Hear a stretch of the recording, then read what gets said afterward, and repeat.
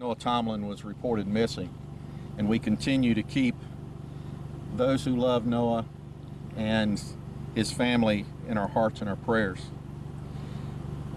That report began an intensive two-level operation which included a search and investigative phase.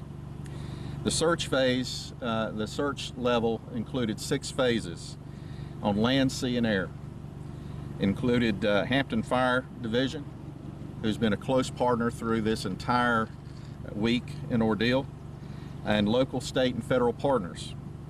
There were 4 independent searches of the area around Noah's home. There were also 2 searches that were conducted at the landfill and at the steam plant where trash is diverted. On the investigative side, we have been assisted by a number of different folks, but particularly the FBI. And I thank Ted and his staff for all the exceptional work that has been done there. This includes agents, technical, and including the behavioral science unit out of Quantico that have assisted. There have been many other partners that have assisted in this. Information gained through the investigation helped focus the search efforts. Conservatively, we've spent over 10,000 man-hours on this process. We have been through 1,000 tons, and let me put that in perspective, that's 2 million pounds of garbage, and searched that by hand.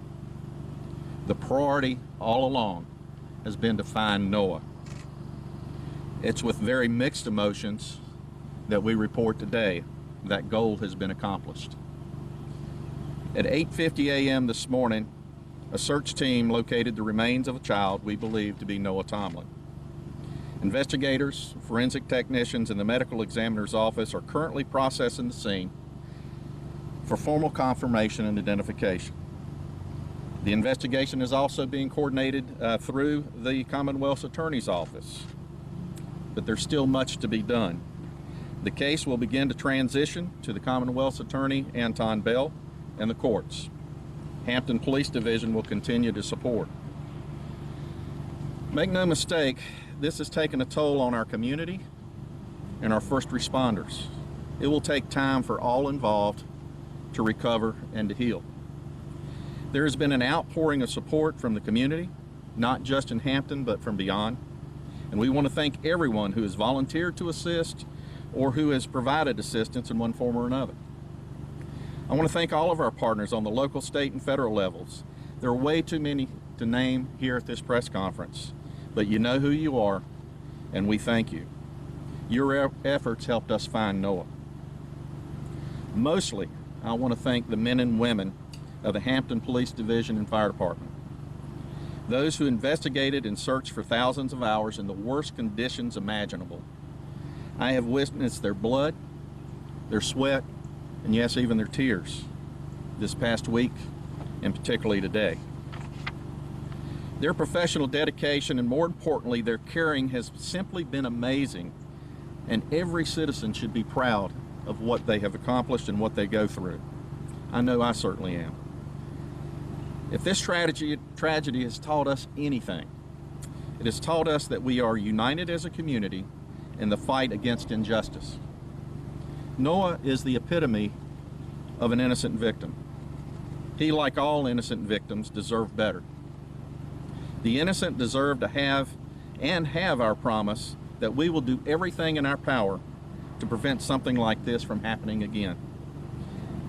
They also have our promise that we will hold those accountable who do harm to the innocent.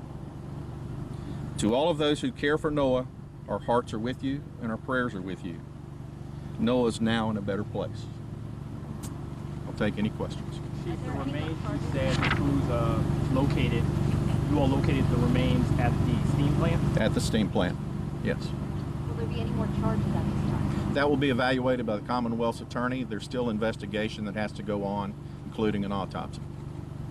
Will there still be searching of the landfill or of the steam plant for any additional evidence at this time, or will crews be wrapping up? At this time, we're wrapping up. We will be wrapping that up, but we are not excluding the possibility of having to search if some other information pops up, but we're not expecting that at this time.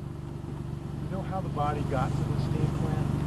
That's investigative information that I'm not able to comment on, but I will say this, that as part of the team effort, very early on, we were able to, through a recommendation from one of our corporals, we were able to isolate trash and garbage that were coming from the various areas of interest. The tireless efforts of our investigators in coordination with the FBI helped us narrow that focus, and so we didn't have to go through everything, but we had to go through that 2 million plus pounds of garbage that were isolated. You were on the condition of the remains? I'm not at liberty to discuss that now, and they're actually still processing that scene.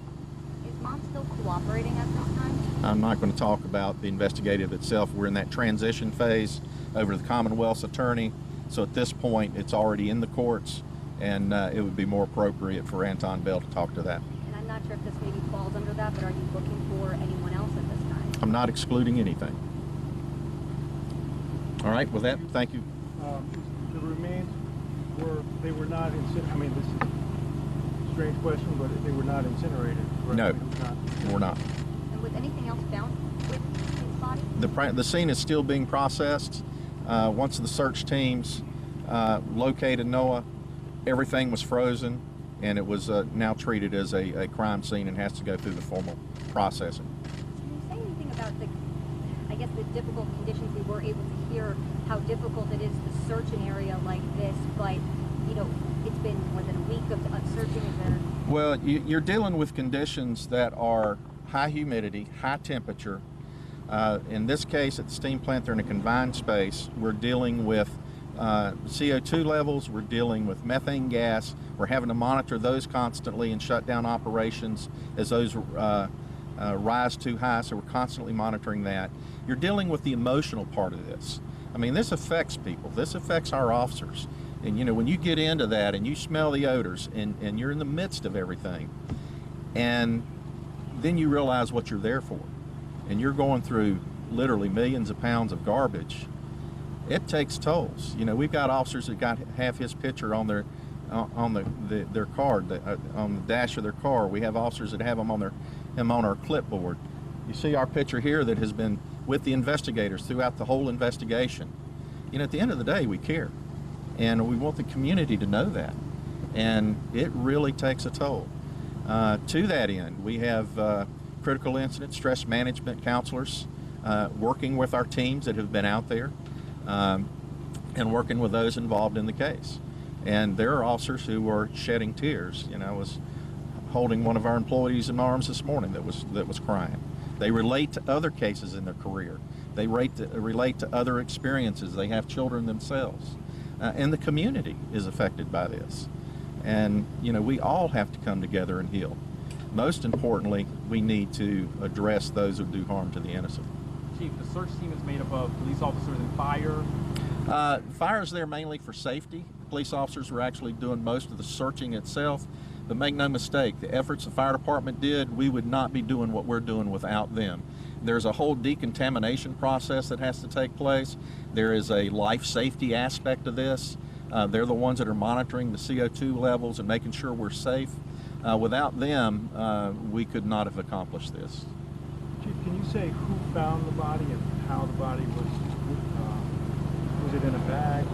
No, we're not going to talk any specifics at this point about the investigation. It's moved to the court phase at this point. It would be more appropriate for any of that. With that, Did you say it was a police officer?